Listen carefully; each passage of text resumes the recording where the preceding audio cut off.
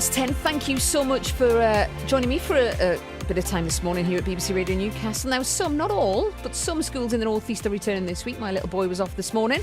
Some are back till next week. For those in North Tyneside, Durham and Sunderland, this week marks the return to the classroom after months. Many children haven't been in their classroom for months. So how confident are kids? How confident are the parents and teachers that they know what to expect? Well, Jane Davis is from Lanchester EP Primary School in County Durham, and I spoke to her this morning. I asked how plans are going for welcoming the children back tomorrow. The staff are in yesterday and today. We've got 2 training days preparing for the year ahead.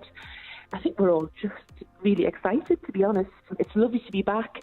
It'll be a slightly different start to the year than we have normally, but we're just so desperate to see the children and to welcome them back in. So when you say it's going to be a different start, obviously we know why things are different, but how are they different in school for you then, Jane? Obviously we're quite a large primary school, so we've got almost little schools within our school. We've got year group bubbles, so that the children within a whole year group, which is between 50 and 60 children, they are sort of one large bubble, but 2 classes within that. But playtime, they'll have on their own. Dinners are going to be in the classroom. We had about a quarter of our children in June for the last sort of month, 5 weeks, and that was really, really successful, and it was just wonderful to see the children back being children, playing, laughing with their friends. It was magical. So we're starting steadily, building things up. So whilst it will be a little bit different for the children, I think when they step through those doors tomorrow morning, I'm expecting just the incessant chatter and laughter amongst them all as they catch up on 6 months' worth of news, really. You know, I mean, the classrooms are a little bit different in that all the desks, we have to have them all forward-facing. We normally had them in groups where we went and worked together, but it's just different, but still, it'll be exciting for them. I think it's us as adults who have those worries and have those fears. You know, what I said to the staff yesterday was really we'll be hand-holding a lot of the parents to reassure them that we've got everything possible in place to keep the children as safe as possible. Have you found that over the summer? Have you had parents getting in touch, or perhaps nearer the start of term, who are worried, who are anxious? Yes, I have. I've had a few emails over the holidays, and I get it totally. You know, we've got some families who've just not set foot outside their front door for 6 months. They've shielded. And they're placing huge trust in ourselves. Not only have they not been out, you know, now they're sending them in to classes of 20 and 30 other children. So it's a massive step for them. I think when those children come home tomorrow night after a great day in school, that's when I hope parents will just sit down, let out a huge sigh and think, yes, you know, we can do this. You know, schools are communities and, you know, we're in this together. So we've got to get through this together. I've said to the parents in my communication last week, we can do this, but it does require us all to work together to keep each other safe. Were you able to have a bit of a break over the summer, Jane? Because you mentioned there you've had emails from parents. I would imagine a lot of your summer has been about preparation for the kids coming back tomorrow and for you and the staff to be back in school this week. Yes, I did get a break in the middle. Good. I think people see these 6 weeks looming for teachers. The first 2 weeks you're kind of pulling everything together after the year you've just had. We'll have a couple of weeks off in the middle, and then, you know, the last 2 weeks have been gearing up really for the term ahead.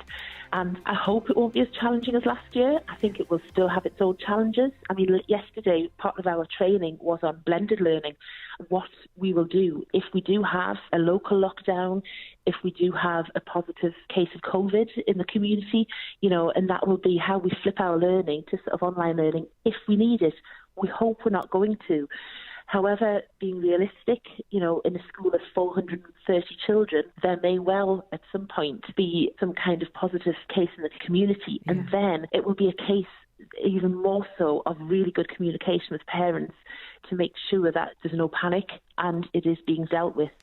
You know, I'm a positive person. We hope that might not happen, but we've got to be realistic as well. Yeah, absolutely. There's been a lot of criticism of government in terms of the guidance being issued. Do you feel like you are fully aware of what's required and confident you'll get that support if you need it? Well, yesterday in our training, staff were asking lots of different questions, and I thought, let me just check the guidance, because there have been so many sort of updates. The local authorities being wonderful, Durham with their guidance. So I had an email from a parent last week because I was expecting guidance to be published in the middle of August. That didn't come. It did come 9 o'clock on Friday night, which isn't great timing, where you think you've got everything set up and organised, and then you have to replan things over the weekend. But that's the way of the world at the moment. Yeah. Things are changing daily. Things like, the music teacher was checking yesterday about singing, because obviously there was some guidance published before the summer said you can't sing in schools. Now that's changed slightly. So it's just making sure we do everything correctly. What about then, I guess the big question is the time that children have missed in school, is it going to be difficult to catch up? Are you going to be going over what they would have been learning while in lockdown? I know there was an online, learning offer up there and a lot of schools did that. Uh-huh. But what is it going to mean, do you think, for getting kids caught up from the time that many have missed? I think this is it has been a huge concern amongst parents, because parents have found it a huge challenge. Some parents working from home as well as trying to homeschool their children. What I've tried to stress to parents is our initial concern for our children is their emotional well-being. When they first set foot in the school tomorrow, we will be checking on their welfare, checking that they are as happy and as confident as possible. After that, we'll concentrate on the academic side of things. It'll take us a little time. We need to have time with the children to see, where they are up to. Yeah. Because obviously, even over 6 weeks, there's a lot of learning lost, but the times have been quite unique. So it will take some time to catch up. We're still waiting for information. Obviously, the government are giving us additional funds for some catch-up tuition. I haven't planned for that yet. We've still got time with them, and they will catch up academically. We will get there. I've got every confidence in that. Yeah, we were trying to go through my son's tricky words last night. They seem to have fallen out of his head, so they'll come back hopefully. Well, listen, we've talked before, and I know you've said this has been the most challenging period of your career, and it's understandable why, as a head teacher, that would be the case. How would you describe being a head teacher now? How would you describe your job now, Jane? Oh, I find it quite exhilarating, really, coming back. I suppose as a head, you either sink or swim. I always see the glass half full. And I just think, personally, as a head teacher, I have never experienced a year like it last year. I've been 15 years in headship, and I'll be very honest, I hope we don't have another year like it. However, we do have to plan for the inevitable. But for me, the school has been soulless, because whilst we've had a handful of children in, we just haven't had that buzz. And I think, yes, it is going to be another challenging year.